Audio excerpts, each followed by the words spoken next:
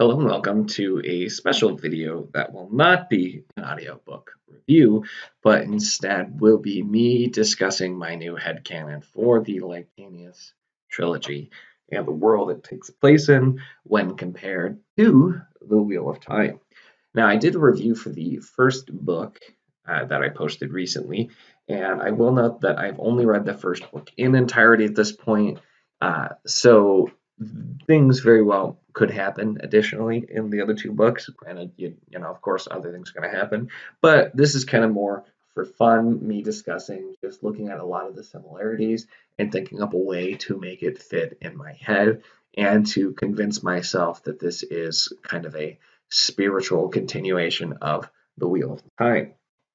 So that said, really, this comes from the very first thing that struck me was the map.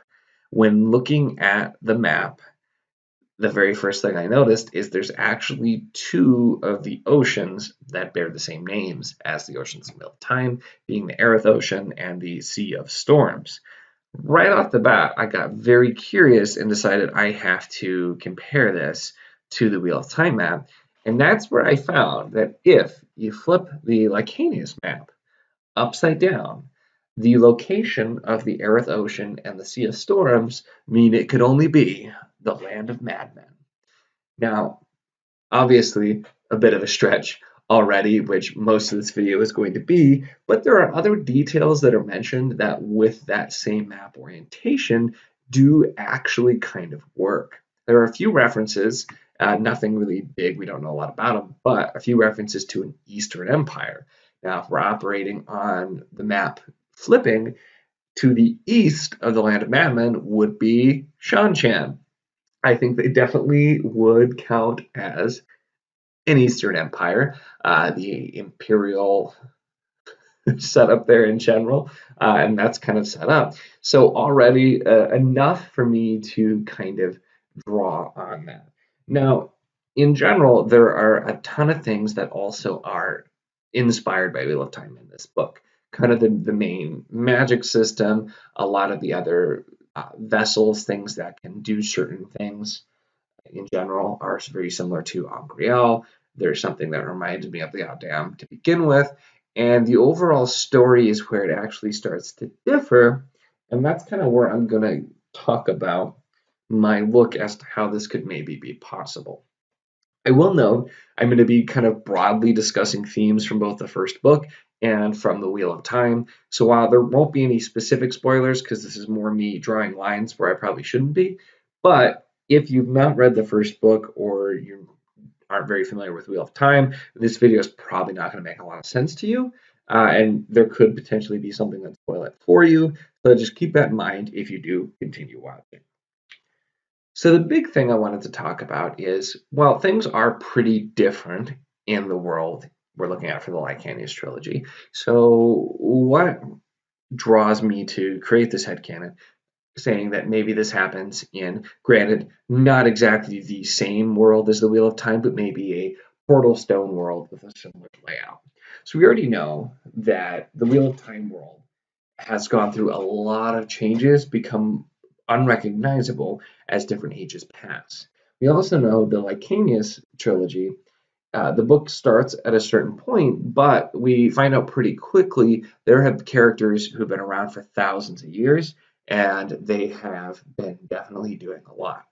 We also hear kind of the basis for the way backstory is there was a place called the Shining Lands, and a group of people came from that area to the world this trilogy actually takes, or not really the world, to the land that this trilogy takes place on. And this continent is surrounded by water too, I'll note. So that's the other title, Land of Madmen, even though it's shaped very differently. But they come and end up basically conquering this new land, and they're in power, and then there is essentially the kind of evil group, and it's the Arkandavad, probably mispronouncing that, but he's then trying to essentially conquer the rest here, and what ends up happening is there's a boundary put up, also reminiscent of the Blight, except the boundary kind of keeps in whatever's there. And so that's kind of part of that story. So the way I started to draw this line, I fully admit some of this is a stretch, is if we're thinking of this as kind of the Wheel of Time world. I already said some of the locations would make sense, but we're talking thousands and thousands of years different from any of the timelines we've seen. So it's natural that some of the world will look a little bit different. But part of the plot, and this part is a pretty big spoiler for parts of the first book and the very beginning of the second book as well. So once again, be aware of that. But part of the plot as well is that we're told that basically the creator, who is called El and Licanius, created the world, and the enemy called Shamaloth was basically chained to the world and is unable to escape. And so his kind of whole thing he's wanting is to destroy the entire world and come out and escape. And once again, really reminiscent of the creator versus the Dark One. The Dark One's imprisoned, technically outside of the world, but trying to get in.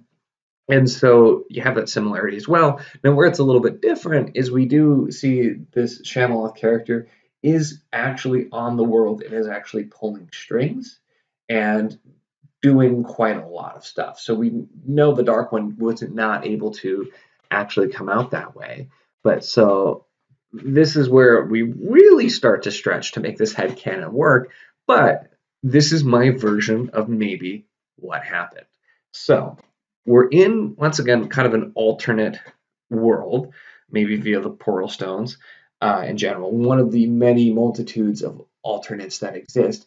And in this one, when the last battle happened, spoiler for the last book of the Wheel of Time, by the way, when the last battle happened, instead of Rand successfully being able to actually re-imprison the Dark One, he fails. And the Dark One is able to continue exerting his essence on the land coming down from the Blight. That's definitely something that we had seen happen quite a lot, but we know that the main Blight is also still really only attached to our main continent that includes the Westlands, the Aleways, and Shara. So the last battle is lost, and the people who are left end up fleeing, and they go to the only place that's essentially kind of still undiscovered, and there's not really much else to go because the Shan-Chan would have essentially probably gone back to Shan-Chan. But for the rest of the Westlanders, that really wouldn't have been much of an option. So the land of madmen to the south is really the only place left. So they go there. They end up eventually setting up some sort of order, and the Westlands and possibly that entire continent is completely wiped out and destroyed and becomes the Darklands, as we hear about in Licanius. So that section is completely destroyed, and the Dark One is kind of more in control, and so maybe he manages to use all that power he has to kind of have sort of an avatar. We did see Shader Heron in the Wheel of Time books, so we know he can kind of have an avatar, and maybe it's working in a similar way, but he's able to still exert a lot more force because he's taken over a large chunk of the world.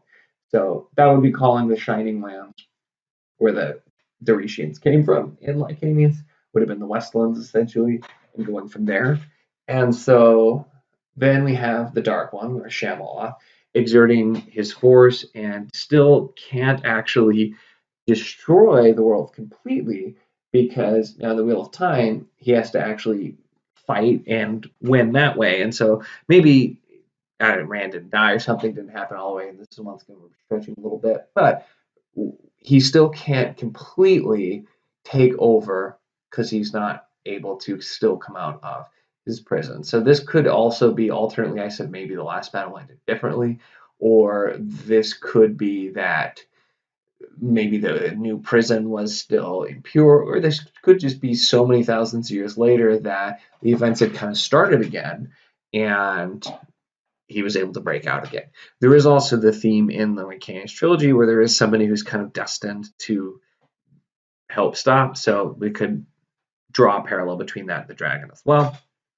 But so that's kind of where we're looking. And then so he starts influencing others to try to take over this bastion of humanity still. There are in Licanius other reasons why this area is so very important in general. And there are some themes there too, where it seems like the people who were there long before were actually highly more advanced than a lot of people now, and a lot of that knowledge was lost. And so we might have had kind of another at least piece of an Age of Legends that then those people were gone for whatever reason. So I don't really have an explanation for that at this point. And I know I'm rambling a bit anyway, but once again, you can see kind of the parallels there, and then you see a lot of the events that you heard about, but that kind of contextualizes it in that way. The other really interesting thing is Essence seems to be pretty similar to the One Power in a lot of ways. It is extremely different in a lot of other ways, but kind of just being this power source available. Now, the One Power is external, whereas Essence is internal, so that's also where this differs a bit more as well. But then you have kind of the internal and the external power. And even though the One Power is technically an external power, kind of the themes of the Wheel of Time, you open yourself up and it's still you exuding it, and the power is still very much going through you. But then we have the other magic system, the Con, which is an external force completely. And we're told too that Con and Essence are not meant to coexist essentially. So that kind of brought me a vibe of maybe Con is the true power, it's the essence of the Dark One, and maybe the essence is more like the One Power. But things have just changed so incredibly much. So that's kind of my headcanon. I know it's a complete stretch, and honestly, I think this just comes from me always wanting more Wheel of Time and knowing that that's never going to happen. So making some of these leaps, but more so than anything, I don't think this overall was at all what James Islington intended with the book. There was obviously a lot of Wheel of Time inspiration, but I had to make quite a lot of stretches that don't necessarily fit with either series of books at this time. So definitely more of a fun exercise. That is my take on how I can tangentially tie this all together.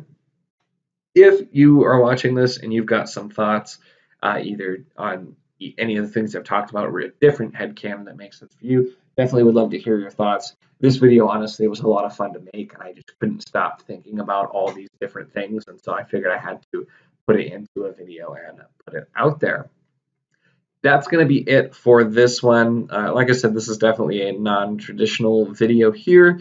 I probably won't be doing a ton more like this very specifically because this was a really, really specific topic, but I may always post more videos just kind of with thoughts like this as well. But otherwise, we're getting back to the regular scheduled programming with the next two books of the Licanius trilogy coming up for my next weekly reviews. If you enjoyed this video, please feel free to give it a like, and if you would like to see more of my content, feel free to subscribe.